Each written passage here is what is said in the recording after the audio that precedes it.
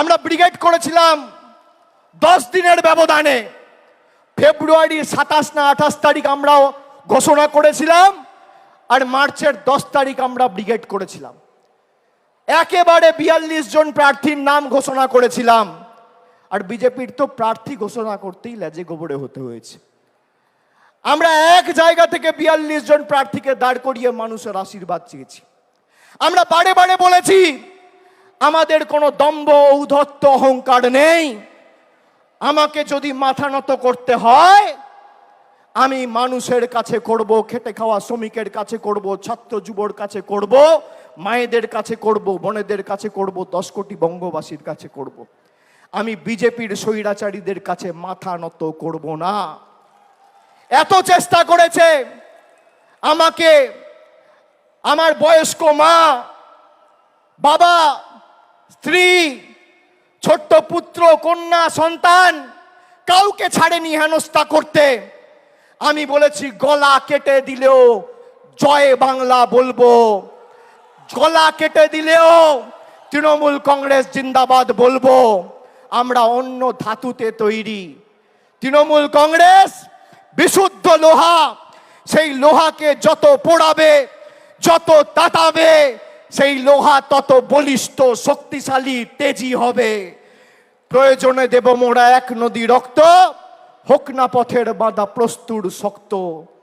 অবিরাম লড়াইয়ের চির সংঘর্ষে আজকে স্বৈরাচারীদের পাহাড় টলছে, জনতার সংগ্রাম চলছে। আমরা শপথ নিয়েছিলাম যারা বাংলাকে ভাতে মারার, পেটে মারার ষড়যন্ত্র করেছে শরীরের শেষ রক্তবিন্দু পর্যন্ত, তাদের উচিত শিক্ষা দিয়ে বাংলার মানুষের সমর্থনকে পাথেয় করে এই লড়াইয়ের শেষ দিকে ছাড়ব। আমরা কথা রাখতে পেরেছি। বাংলার মানুষের কাছে আমরা কৃতজ্ঞ, বাংলার মানুষের কাছে আমরা ঋণী।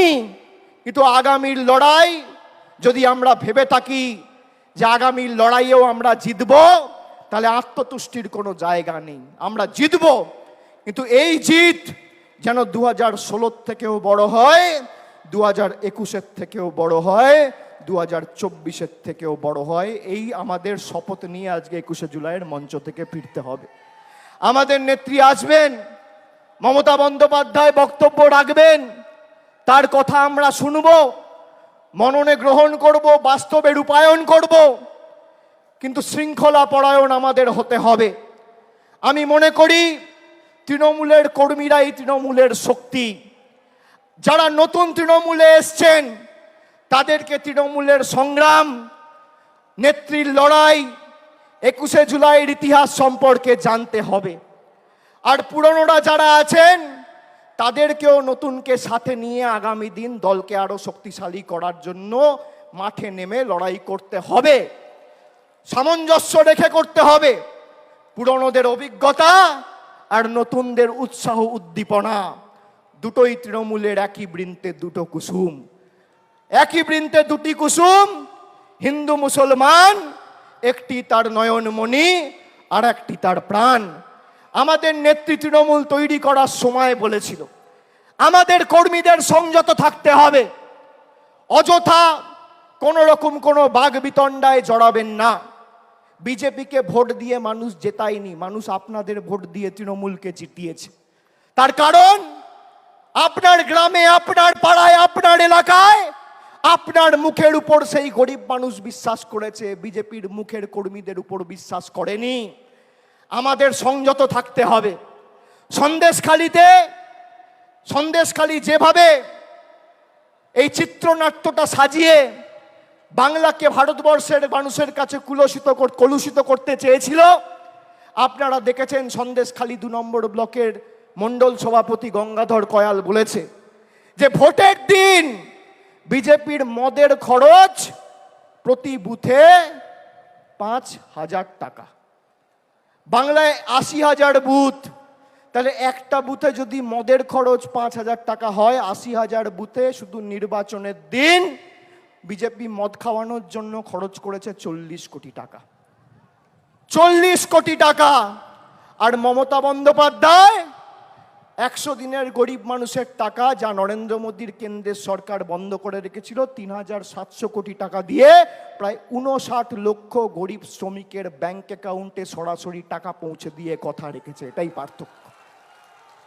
আমরা গরিব মানুষের বাড়িতে ভাত তুলে দেওয়ার জন্য তাদের পাশে দাঁড়াই, আর বিজেপি দাঙ্গা করে, সাম্প্রদায়িক বিভাজন করে মানুষকে মদ খাওয়ানোর জন্য 40 কোটি টাকা খরচা করে। আপনারা ভাবছেন 40 কোটি টাকার মদ কে খাবে?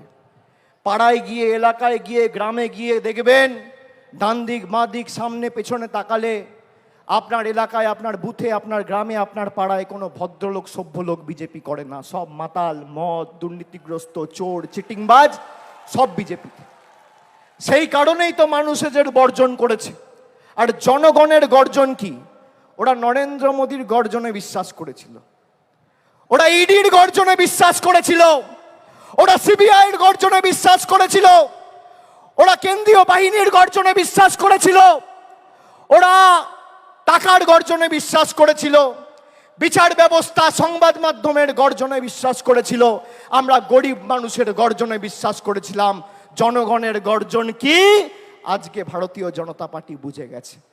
আর আমি আর একবার তৃণমূল কংগ্রেসের সর্বভারতীয় সাধারণ সম্পাদক হিসেবে আপনাদের কথা দিচ্ছি যে যারা এই নির্বাচনে পঞ্চায়েত বা কাউন্সিলর বা মিউনিসিপ্যালিটি চেয়ারম্যান, ভাইস চেয়ারম্যান থেকেও মানুষকে বোঝাতে অক্ষম হয়েছেন, বা তাদের নির্দিষ্ট এলাকা থেকে প্রত্যাশিত বা আশানুরূপ ফল হয়নি, একইভাবে আমরা টাউন সভাপতির বিরুদ্ধেও ব্যবস্থা নেব, মিউনিসিপ্যালিটি চেয়ারম্যানের বিরুদ্ধেও ব্যবস্থা নেব।